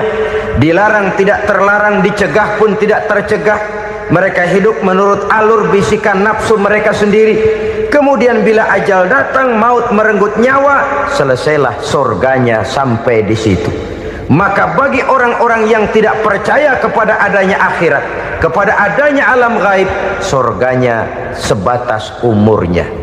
Sekali lagi, surganya sebatas umurnya. Bila umur selesai, ajal pun datang merenggut nyawa, selesailah sudah surganya sampai di situ. Alangkah pendeknya perjalanan orang-orang yang tidak percaya kepada alam gaib ini. Bagi kita mukmin, jikalau kita mampu memenjarakan hawa nafsu, kita bisa bahagia di dunia ini. Dan Islam memang tidak menyuruh kita sengsara di dunia. Raih dunia, kejar dunia, gapai dunia sebagai alat untuk mencapai kebahagiaan di akhirat nanti.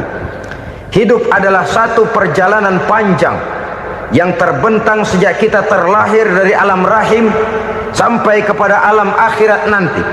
Andai kata kita gagal meraih kebahagiaan di dunia, toh kita masih punya akhirat.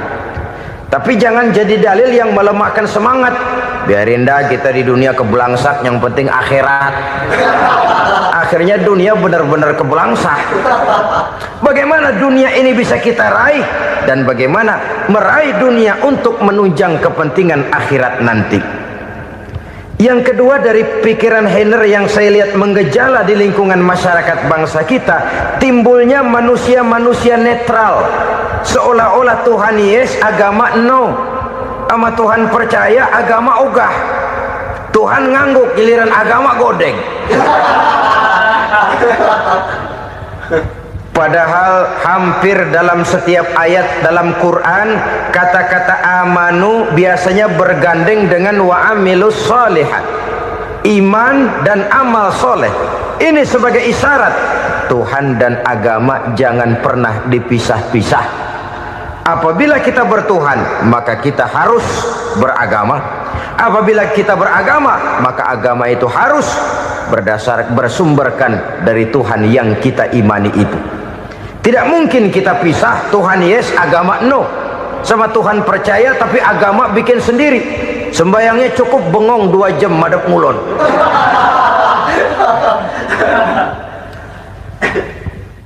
Saudara-saudara kaum muslimin rahimakumullah.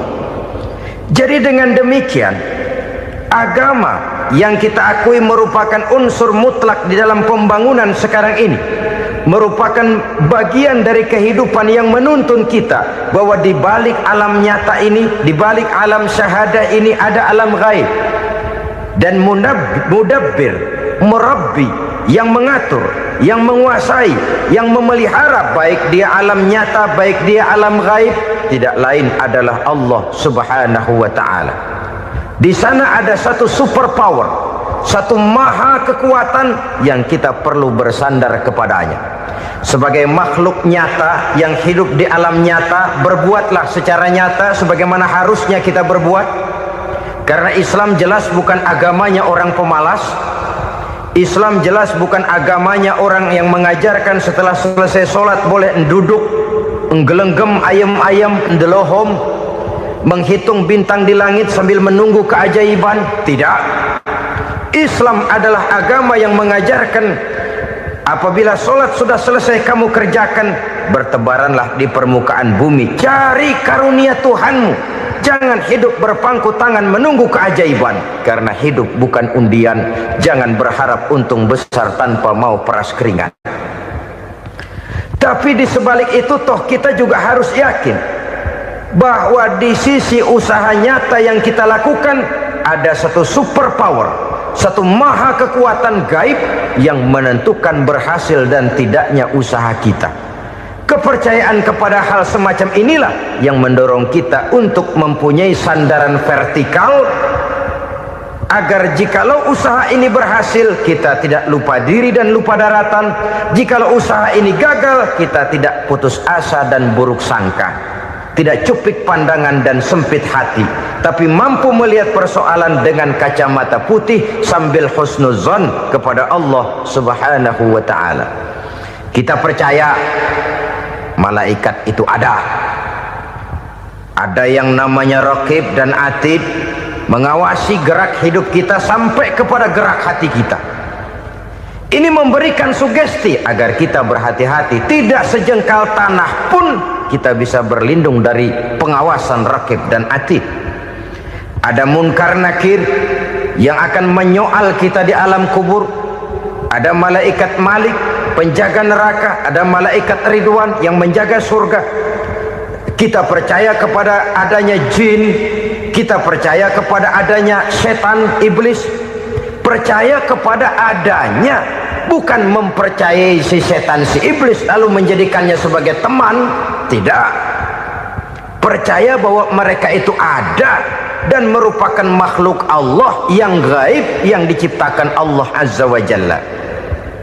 Kepercayaan kepada alam gaib memberikan motivasi terhadap gerak lahir manusia, sehingga dengan motivasi kepercayaan kepada yang gaib, gerak lahir jadi lebih terarah, jadi lebih terpelihara.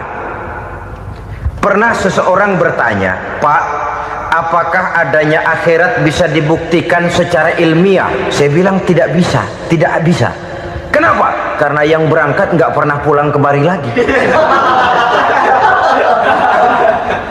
Kalau dia pulang kemari bisa kita tanya bagaimana enak di sono. Cuma secara moral saya katakan, lebih beruntung orang yang percaya kepada akhirat daripada yang tidak. Sekarang saudara percaya akhirat ada, lalu saudara baik-baik di dunia, sholat, puasa, zakat, menolong orang lain, menebarkan kebajikan. Saudara mati, andai kata akhirat tidak ada, toh dalam hidup saudara sudah berbuat baik. Paling tidak nama saudara akan dikenang sebagai orang baik. Sebaliknya, saudara percaya, kata saya, bahwa akhirat tidak ada, lalu hidup semau-maunya, tenggelam dalam maksiat dan munkarat, menentang Allah, tidak mau ruku dan sujud. Lalu saudara mati, kemudian akhirat ada, ayo mau apa? Bekal tidak punya. Jadi secara moral lebih beruntung orang yang percaya kepada adanya akhirat daripada yang tidak percaya. Dan itu alam gaib yang tidak bisa dibuktikan secara eksat. Jangankan untuk membuktikan seperti itu, dalam kehidupan sehari-hari saja yang kita rasakan tidak selalu berbentuk toh. Angin, bagaimana sih bentuknya angin? Kita tidak tahu. Merah, buktinya kalau dikerok merah. Yang merah itu kulit, yang kulit kita bukan anginnya. Sakit, rasa sakit itu ada, tapi bagaimana bentuk sakit kita nggak pernah tahu.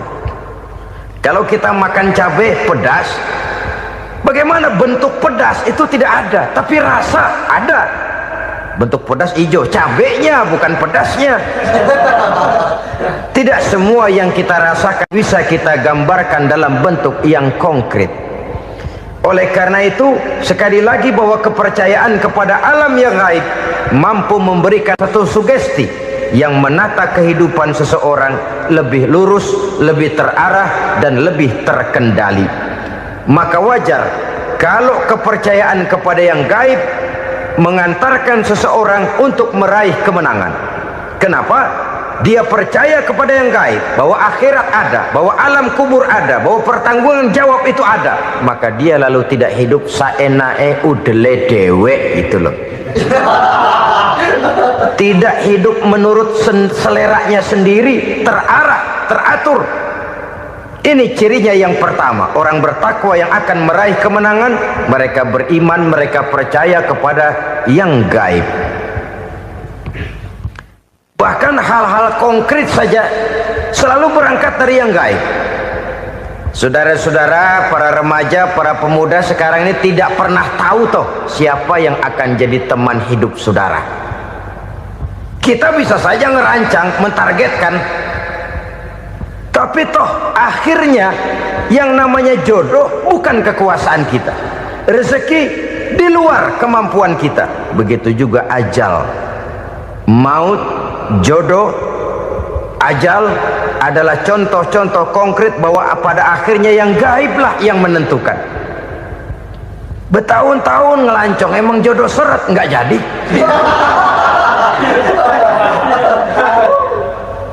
Begitu kenal baru setengah malam nginep ditangkap hansip kan. Hal-hal semacam itu kadang-kadang kita berpikir suuzon, gilet, perempuannya cakep banget, lakinya rebek amat. Memang begitulah jodohnya. Memang begitulah jodohnya. Saudara hadirin ma'asyiral muslimin yang saya hormati, jadi hal-hal yang konkret saja kita yakini sepenuhnya ditentukan oleh satu superpower yang gaib itu tadi. Dari sanalah segala ketentuan itu berangkat dan kesanalah segalanya akan kembali. Maka kepercayaan kepada yang gaib meluruskan gerak hidup seseorang dan itu akan mengantarkan dia kepada meraih kemenangan. Satu. Yang kedua, wa yuqimuna shalah. Orang bertakwa yang akan meraih kemenangan itu adalah orang-orang yang mendirikan sholat. Kenapa sholat mengantarkan orang untuk meraih kemenangan? Yang jelas, inna sholata tanha anil fahsya'i wal munkar. Sholat mampu mencegah manusia dari perbuatan keji dan munkar. Banyak filsafat hidup yang terkandung di dalam sholat ini. Sejak kita wudhu sampai kita menghadap ke arah kiblat, sampai kita melakukan gerak-gerak sholat, bacaan-bacaan yang ada di dalam sholat, lalu sampai kepada mengucapkan salam. Banyak filsafat hidup yang terkandung di dalam sholat. Umpamanya saja, setelah takbiratul ihram mulai kita dengan sholat dalam posisi berdiri, diajarkan dalam kitab-kitab fikih agar kita melihat ke arah tempat sujud. Ini kan filsafat kehidupan. Kalau kamu sholat dalam posisi berdiri, lihat tempat sujud. Jangan sholat mata jelalatan, sebab nanti bisa mengurangi kekhusyuan. Jadi wajar kalau yang dikatakan bahwa yang paling afdol adalah shaf yang di depan. Kenapa? Secara harfiah pengertiannya akan lebih mengundang kekhusyuan. Kenapa? Kalau kita di shaf paling depan di masjid umpamanya paling banter kita lihat tembok. Tapi kalau kita shaf di tengah atau di belakang, orang-orang di depan kita pun akan kelihatan. Yang bajunya loreng, yang bajunya genggang, yang bajunya macam-macam. Kita lihat, kadang-kadang kita pikirin, ada yang bajunya bolong. Kita sholat tapi dalam hati, nih orang bajunya robek yang nggak tahu apa. Ada saja hal-hal yang mengusik kekhusyuan kita. Oleh sebab itu diajarkan dalam posisi berdiri, lihat, arahkan pandangan matamu kepada tempat sujud. Ini kan filsafat kehidupan. Maksudnya apa? Kalau lagi diri lihat dong tempat sujud. Kalau udah di atas ingat dong sama yang bawah. Kalau sudah tinggi ingat dong dari mana kamu berangkat. Kalau sudah berkuasa bantu dong yang lemah. Kalau sudah kaya santuni dong yang miskin. Kalau sudah alim bimbing dong yang awam. Ini filsafat kehidupan. Dalam posisi berdiri kau lihat tempat sujud. Ini akan melahirkan kepekaan sosial di mana seseorang mau tahu kepada orang lainnya. Bagaimanapun kaya kita, tinggi pangkat dan jabatan kita, jikalau hidup hanya untuk kepentingan perut sendiri saja, rasanya belum membawa manfaat di dalam kehidupan kita. Tapi efek yang tertinggi sesungguhnya, sholat mencegah manusia dari perbuatan keji dan munkar.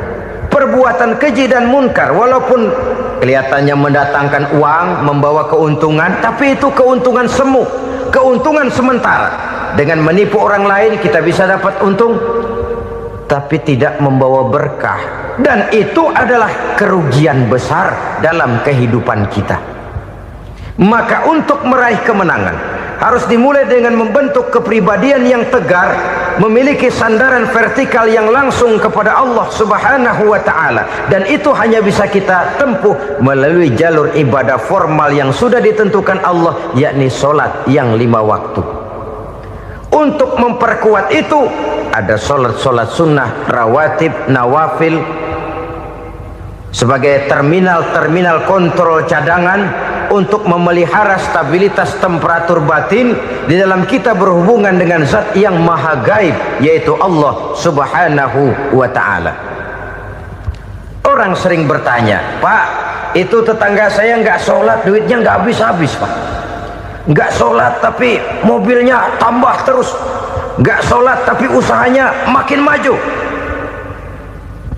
Tapi di sisi lain ada orang yang rajin sholat, rezekinya butak bener. Anaknya mana kurus, mana korengan. Saudara hadirin ma'asyiral muslimin rahimakumullah, harus saya katakan bahwa sholat memang bukan untuk cari duit. Sholat adalah sandaran vertikal kita kepada Allah. Sedangkan soal rezeki itu berkaitan dengan sifat Allah maha pengasih dan maha penyayang. Allah maha pengasih, siapapun dikasih kalau mau usaha. Allah maha penyayang, tidak semua orang disayang oleh Allah Azza wa Jalla. Dan belum tentu banyak harta itu merupakan nikmat. Mungkin juga istidraj. Artinya istidraj itu dikasih tapi diambulin, kalau bahasa Betawinya itu. Dikasih tapi diambulin, itu bukan merupakan nikmat sesungguhnya, lebih merupakan azab dari Allah Subhanahu wa ta'ala.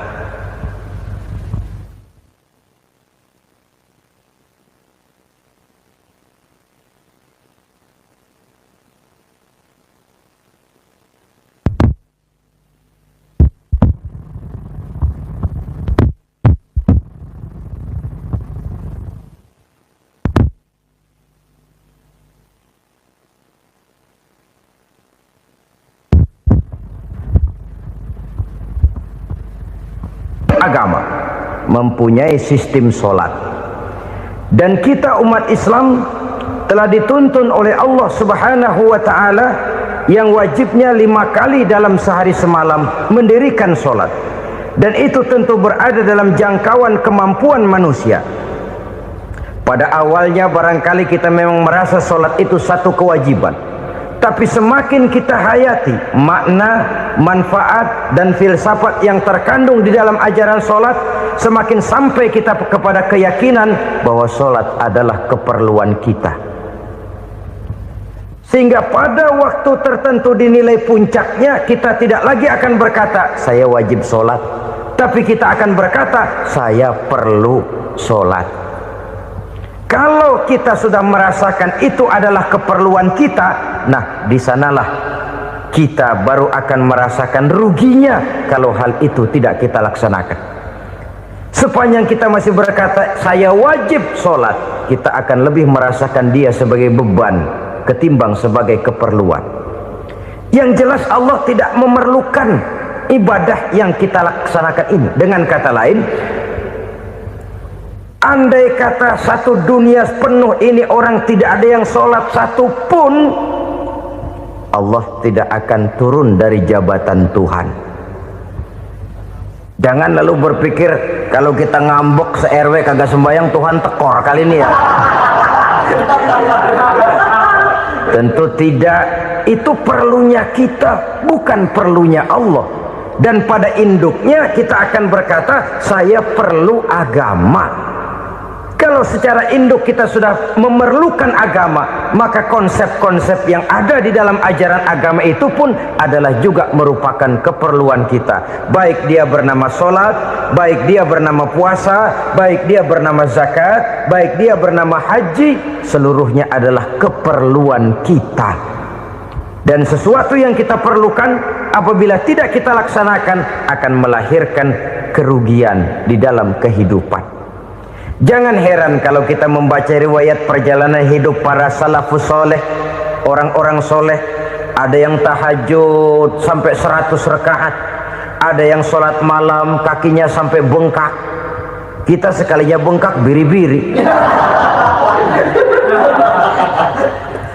Ada yang sholat membaca surah dalam Al-Quran sampai khotam Quran.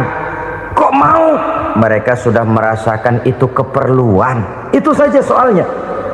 Satu saat pun jikalau kita merasa bahwa itu keperluan saya, kita pun akan melaksanakan seperti itu. Keperluan saya dalam kehidupan. Inilah yang kedua.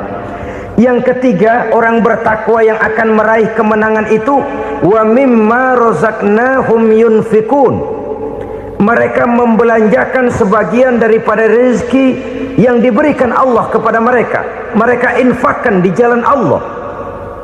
Ada satu dialog menarik.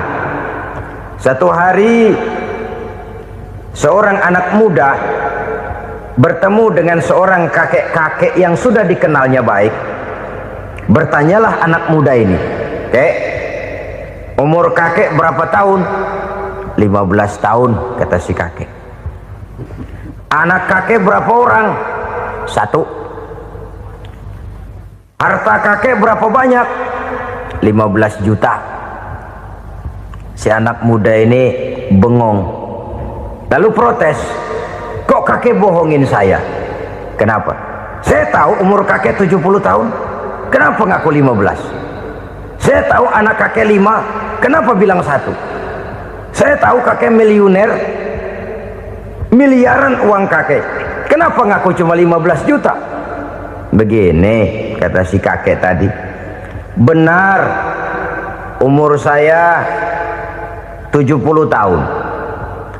Tapi dari umur yang 70 tahun itu baru 15 tahun terakhir ini saya merasakan ibadah kepada Allah. Meninggalkan maksiat, jauh dari segala macam munkarat. Maka yang 15 tahun inilah yang benar-benar saya rasakan sebagai umur saya. Benar anak saya 5, tapi yang 4 susah diatur. Cuman 1 rasanya nih yang bakal jadi si buah hati belahan jantung berlanjut cerita penerus sejarah. Cuma 1 ini yang saya harapkan, yang akan jadi anak soleh, yang akan membuat saya menerima pensiunan pahala. Kalau yang 4 apek dah, nggak ada harapan. Yang satu nyekek botol melulu. Oh begitu. Iya. Lalu kenapa kakek bilang harta kakek cuma 15 juta padahal saya tahu kakek uangnya miliaran, depositonya banyak? Ya karena 15 juta itulah yang saya ingat yang pernah saya belanjakan di jalan Allah. Saya merasa itulah harta saya yang sebenarnya. Yang miliaran yang saya simpan di bank kelak kalau satu saat saya mati akan jadi rebutan di antara anak-anak saya. Iya kalau anak saya soleh kayak yang satu ini. Kalau yang 4 tadi udah tulen dia bakal berantem dah berebut tuh. Jadi 15 juta yang saya belanjakan di jalan Allah inilah yang saya merasakan benar-benar harta saya yang sesungguhnya. Dialog ini patut menjadi bahan renungan kita bersama. Diberikan kita umur 40, 50, 60, 70, 80. Berapa tahun dari umur yang diberikan itu yang jalan mulus, yang kita gunakan untuk melaksanakan ibadah? Banyak harta kita simpan di bank, di lemari, di dompet, di tas. Tapi berapa yang sudah kita depositokan di jalan Allah yang akan menemani kita di hari kita kembali nanti? Maka orang bertakwa yang akan meraih kemenangan, wa mimma razaqnahum yunfikun, mereka membelanjakan sebagian dari rezeki yang diberikan Allah di jalan Allah subhanahu wa ta'ala. Ma'asyiral muslimin rahimakumullah. Zahirnya memang kita memberikan kepada orang lain, tapi hakikatnya kita menyimpan untuk diri kita sendiri. Kita memberikan kepada yatim piatu 25.000. Zahirnya kita memberikan si yatim, hakikatnya kan kita cuma nyimpan. Saya berikan, titip kepadamu, ini untuk saya di akhirat. Kau boleh belikan baju, kau boleh belikan untukmu makan, kau boleh bayarkan sekolahmu. Ini untuk saya. Hakikatnya kita nyumbang masjid 1 juta, zahirnya kita berikan kepada panitia masjid, tapi hakikatnya kan cuma titip 1 juta ya untuk saya di alam kubur nanti. Silahkan kau boleh belikan semen, ini uang, belikan besi, belikan pasir. Saya cuma sekedar titip untuk kepentingan saya. Hakikatnya kita cuma sekedar menitip. Sebagaimanapun pada hakikatnya, apapun yang kita miliki dalam kehidupan kan cuma sekedar hak guna pakai, bukan hak milik mutlak. Harta kita, rumah kita, kendaraan kita, kebun kita, pabrik kita, hak guna pakai saja. Hak milik mutlak cuma untuk Allah subhanahu wa ta'ala. Saudara-saudara kaum muslimin rahimakumullah. Ini yang ketiga. Kemudian yang keempat, orang-orang bertakwa yang akan meraih kemenangan, allazina yu'minuna bima unzila ilaika. Mereka yang beriman, mereka yang percaya kepada apa yang telah diturunkan kepadamu Muhammad, ay Al-Quran, yakni Al-Quranul Karim. Setelah percaya kepada yang gaib, mendirikan solat, kemudian menginfakkan sebagian dari rezeki yang diberikan Allah, mereka juga lalu percaya kepada yang diturunkan terhadap Nabi, yaitu tidak lain Al-Quranul Karim. Sekali lagi di sini, percaya bukan hanya sekedar percaya saja, tetapi percaya lalu menjadikan Al-Quran itu sebagai pedoman hidup. Sebab memang Al-Quran itu adalah GBHM, garis-garis besar haluan muslim. Apa yang harus kita lakukan, apa yang harus tidak kita lakukan, bagaimana mestinya kita bertingkah laku dan berbuat, seluruhnya tercantum di dalam Al-Quranul Karim. Itu sebabnya ketika satu hari Aisyah ditanya bagaimana akhlak Rasul, beliau menjawab, kana Rasulullah sallallahu alaihi wasallam khuluquhul Quran. Akhlak daripada Rasulullah tidak lain adalah Al-Quran. Jawaban simpel ini memberikan gambaran bahwa keseluruhan daripada konsepsi Quran sudah diterjemahkan dalam kehidupan Rasulullah sallallahu alaihi wasallam. Karena kita tahu akhlak adalah keseluruhan dari gerak hidup manusia. Sejak ia berpribadi, berumah tangga, bertetangga, bermasyarakat, sampai kepada berbangsa dan bernegara, Al-Quran tetap memberikan sentuhan nilainya. Oleh karenanya, orang-orang yang bertakwa adalah orang-orang yang menjadikan Al-Quran sebagai pedoman dalam kehidupannya. Dan kita yakini Al-Quran diturunkan kepada Nabi Muhammad bukan merupakan produk Nabi Muhammad. Isi dan redaksinya langsung dari Allah Subhanahu wa ta'ala. Kemudian cirinya yang kelima, orang bertakwa yang akan meraih kemenangan itu, wa ma unzila min qablika. Tidak hanya sekedar percaya kepada yang diturunkan terhadap Nabi Muhammad, yaitu Al-Quran, mereka juga percaya kepada apa yang pernah diturunkan kepada para nabi, kepada para rasul sebelum Nabi Muhammad.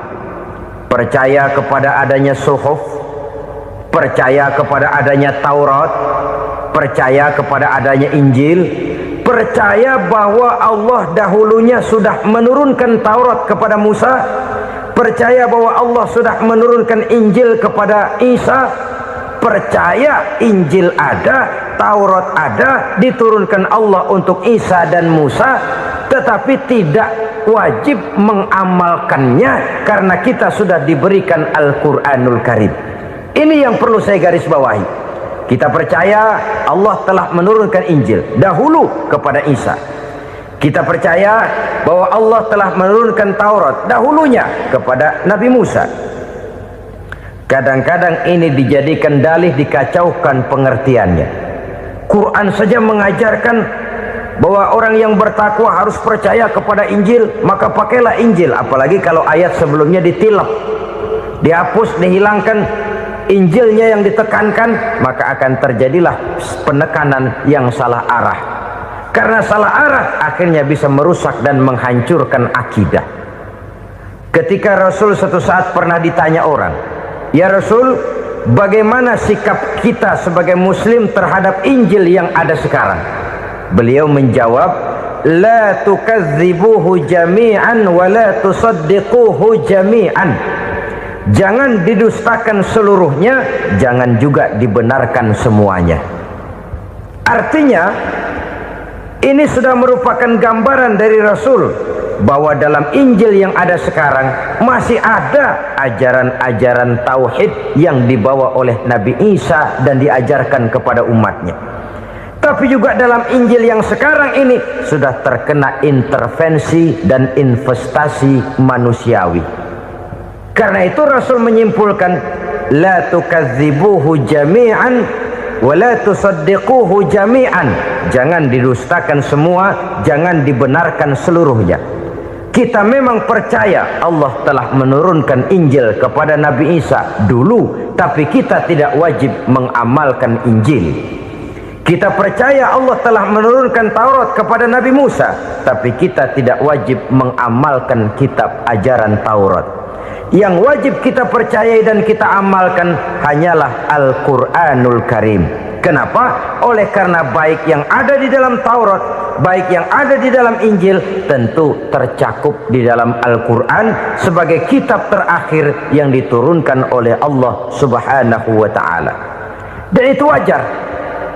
Kalau seorang pejabat mau mengeluarkan satu keputusan baru, tentu dia harus meninjau keputusan-keputusan lama. Andai kata dianggap tidak berlaku, dianggap tidak relevan lagi, maka keputusan-keputusan lama itu tentu sudah dianggap tidak berlaku. Sebagian daripada aturan-aturan dalam keputusan lama yang masih dianggap relevan tercantum dalam keputusan baru yang wajib diamalkan. Begitulah hubungannya antara Al-Quran, Taurat, Zabur, dan Injil. 4 kitab samawi yang diturunkan Allah masing-masing kepada Zabur untuk Nabi Daud, Taurat untuk Nabi Musa, dan Injil untuk Nabi Isa alaihi wassalatu wassalam. Ketiga-tiga kitab itu kita percayai adanya. Kita yakini Allah telah menurunkan Zabur, Taurat, dan Injil, tapi kita tidak wajib mengamalkannya. Yang wajib kita mengamalkannya sekarang ini tidak lain hanyalah Al-Quranul Karim saja, karena ia mencakup apa yang ada di dalam Zabur, apa yang ada di dalam Taurat, dan apa yang ada di dalam Injil. Keotentikannya bisa dipertanggungjawabkan. Ya, tapi kan Nabi Muhammad sudah mati 14 abad yang lalu, dan di zaman beliau Al-Quran kan belum dikodifikasikan, belum ditulis. Bagaimana keotentikannya bisa dipertanggungjawabkan? Mudah saja. Allah berjanji, inna nahnu nazzalna dzikra wa inna lahu lahafizun. Kami yang menurunkan Al-Quran dan kami yang akan menjaga dan memeliharanya. Allah turunkan Quran, Allah menjaganya. Bagaimana cara Allah menjaga Al-Quran itu? Banyaknya orang-orang yang hafaz Al-Quran. Hafaz Al-Quran 30 juz, 114 surah, 6666 ayat. Sehingga jangankan satu kata, jangankan satu ayat, satu kalimat saja berubah sudah akan timbul reaksi dan mudah dimengerti. Kenapa? Banyak orang-orang yang hafaz Al-Quran. Sedangkan pada setiap akhir tahun biasanya malaikat Jibril selalu mengadakan checking terhadap ayat-ayat yang diturunkan pada waktu itu. Di zaman Nabi sendiri sudah ada usaha kodifikasi. Dan yang lebih luar biasa lagi, sampai hari ini tidak seorang pun mampu membuat satu ayat saja semacam Al-Quran. Ke bahasa manapun dia diterjemahkan, naskah aslinya tetap ikut. Rujukan dasarnya tetap ada. Berdasarkan itu, maka tidak mungkin terjadi penyelewengan terhadap atau pemalsuan terhadap ayat-ayat Al-Quranul Karim. Kesuciannya, keotentikannya, kemurniannya bisa dipertanggungjawabkan. Ma'asyiral muslimin rahimakumullah.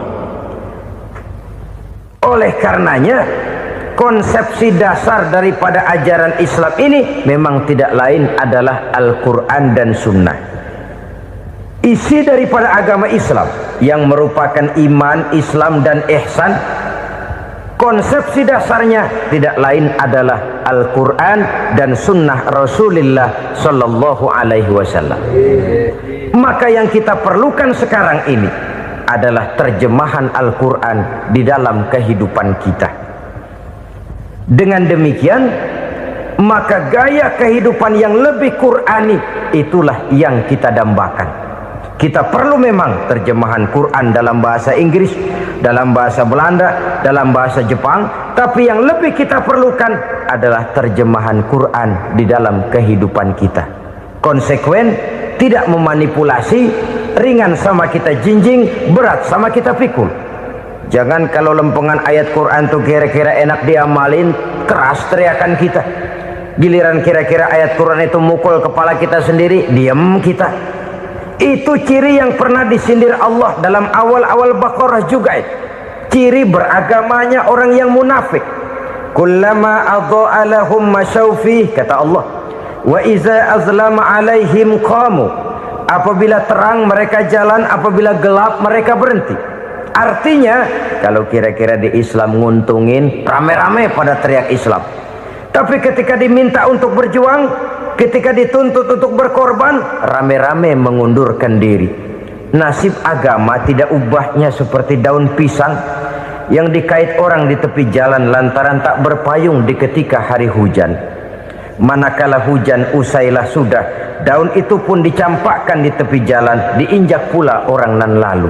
Artinya orang menjadikan agama cuma sebagai lipstick, decoration only, tidak konsekuen. Hanya pada saat-saat kelihatannya Islam membawa keuntungan, rame-rame orang teriak-teriak tentang Islam.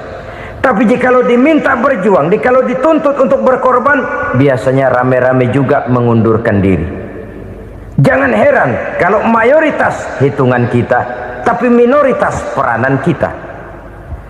Kuantitas kita dalam jumlah, tapi dalam kualitas kita lebih sering jadi penonton daripada jadi pemain. Padahal itu sangat tidak boleh terjadi. Umat Islam di Indonesia harus bangkit. Umat Islam di Indonesia harus sadar akan keberadaannya. Tidak boleh hanya jadi penonton berpangku tangan, karena memang agama kita juga mengajarkan untuk konsekuen di dalam menjabarkan ajaran-ajaran daripada agama kita. Kita sering jatuh menjadi umat yang lemah oleh karena kita ini tidak pandai menggalang kebersamaan yang diakibatkan tidak konsekuennya kita. Diistilahkan bahwa umat Islam di dalam menggalang kebersamaannya itu harus seperti orang main sepak bola. Saudara-saudara kan tahu orang main sepak bola itu.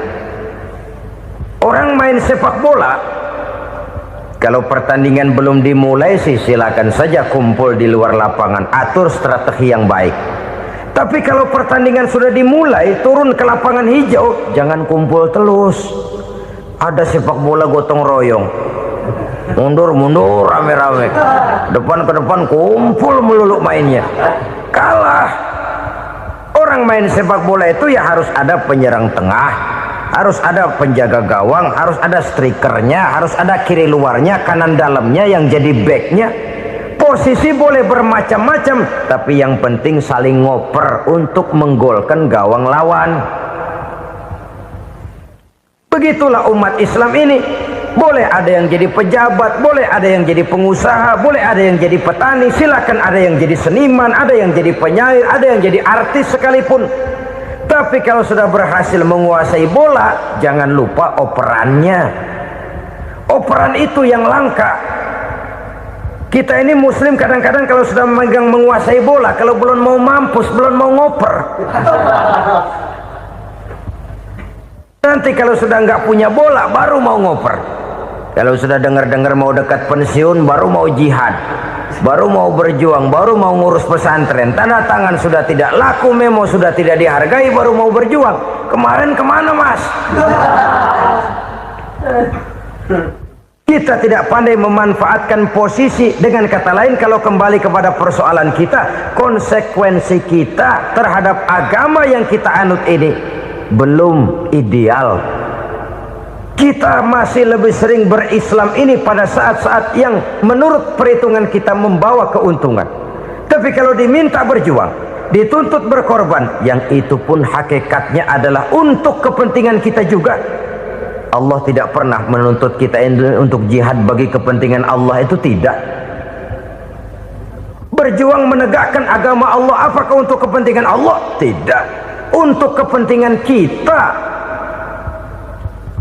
Sebab nilai-nilai jihad itu pada akhirnya akan membawa kita kepada suatu kebahagiaan. Setidaknya kalau tidak di dunia, tentu di akhirat sebagai syahid. Oleh karena itu, pada bagian akhir ini saya ingin mengajak, marilah kita konsekuen. Sekali kita berkitabkan Al-Quranul Karim, mari dia kita jadikan pedoman. Jangan cuma kita jadikan sebagai penghias dinding, pelengkap rumah, bahwa di rumah kita ada Al-Quran, tapi yang baca kecoa.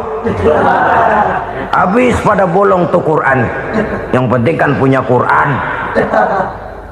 Ditaruh di pintu rumah, biar apa? Biar kuntilanak kagak masuk katanya. Ya apa itu nasib Quran, cuma kerjanya jaga pintu, ngusir kuntilanak, ngusir memedi. Bagaimana kita hidup menurut tuntunan Al-Quran? Kadang-kadang tidak pernah menjadi masalah bagi kita. Maka bagaimanakah Al-Quran akan mungkin membawa keberkahan dalam hidup kalau ajarannya kita injak-injak dalam keseharian kita? Mewujudkan gaya hidup yang lebih Qurani, itulah yang akan kita rintis di dalam kehidupan kita, bertahap, step by step, menurut kemampuan yang ada pada kita. Jika jalan ini tidak bisa kita selesaikan, percayalah akan ada generasi penerus yang akan melanjutkan usaha dan cita-cita mulia itu. Jadi percaya kepada Taurat, percaya kepada Injil, sekedar percaya Allah dahulunya sudah menurunkan itu, tapi kita tidak wajib mengamalkannya. Kenapa? Generasi Injil masa berlakunya sudah kedaluarsa. Taurat masa berlakunya sudah kedaluarsa. Injil pernah berlaku untuk orang Nasrani di zaman Nabi Isa. Taurat pernah berlaku untuk orang Yahudi di zaman Nabi Musa. Setelah generasinya berlalu, datang Rasul penutup yang membawa Al-Quranul Karim, maka Al-Quran itulah yang berlaku menjadi pedoman sampai hari akhir nanti. Jangan jauh dari Al-Quran, karena apabila ini kita lakukan, maka kita akan kembali kepada satu gaya hidup yang jauh dari tuntunan agama, dan itu artinya kita akan semakin jauh untuk meraih kemenangan. Saudara-saudara kaum muslimin rahimakumullah, yang keenam, yang terakhir, orang-orang bertakwa yang akan meraih kemenangan itu wabil akhirati hum yuqinun. Mereka percaya, mereka yakin seyakin-yakinnya akan adanya hari akhir, di mana seseorang akan mempertanggungjawabkan seluruh perbuatannya di dalam hidup ini, dan tidak ada satu perbuatan yang bagaimana kecilnya sekalipun yang tersembunyi dalam pandangan manusia yang tidak akan dibukakan persoalannya di mahkamah Qadi Rabbul Jalil di akhirat nanti. Itulah sebabnya maka percaya kepada akhirat disebut secara khusus, padahal di awal tadi sudah dijelaskan yu'minuna bil ghaib, percaya kepada alam gaib, dan alam gaib ini termasuk akhirat. Kenapa pada bagian akhir disebut lagi akhirat? Karena ternyata bahwa kepercayaan kepada adanya akhirat merupakan induk dari kepercayaan terhadap adanya malaikat, setan, jin, dan lain sebagainya, dan akan lebih memberikan sugesti dalam kehidupan manusia untuk meluruskan gerak hidupnya. Jikalau satu saat tergerak hati akan berbuat kejahatan, ingin mencuri, sadarlah, awas ada akhirat. Sebab kalau kita cuma teriak awas ada polisi, itu cuma tertunda sementara, begitu polisi meleng embat. Kalau kita ingin berbuat jahat cuma berteriak awas ada hansip, cuma sementara ketika hansip itu ada. Tapi kalau ceritanya awas ada akhirat, mau menyeleweng awas ada akhirat, mau berjudi awas ada akhirat, mau mencuri awas ada akhirat. Keyakinan yang akan meluruskan gerak hidup manusia sehingga gerak itu jadi lebih terarah dan terkontrol, tidak merugikan baik diri sendiri, lebih-lebih orang lain. Ternyata bahwa kepercayaan kepadanya adanya hari akhirat sanggup menjadi sumber daya kontrol dari kehidupan manusia, sehingga ia tidak terjebak dalam perbuatan maksiat dan munkarat. Saudara-saudara kaum muslimin, inilah saja yang kita bicarakan pada pertemuan kali ini. Semoga Allah subhanahu wa ta'ala memberikan kekuatan zahir dan batin kepada kita untuk dapat meraih kemenangan dengan beriman kepada yang gaib, mendirikan solat, membelanjakan sebagian dari rezeki yang diberikan Allah, percaya kepada Al-Quran, beriman kepada kitab-kitab yang diturunkan sebelum Al-Quran, lalu meyakini adanya hari akhirat. Terima kasih atas segala perhatian, mohon maaf atas segala kekurangan. Usikum wa nafsi bitaqwallah. Wassalamualaikum warahmatullahi wabarakatuh. Waalaikumsalam.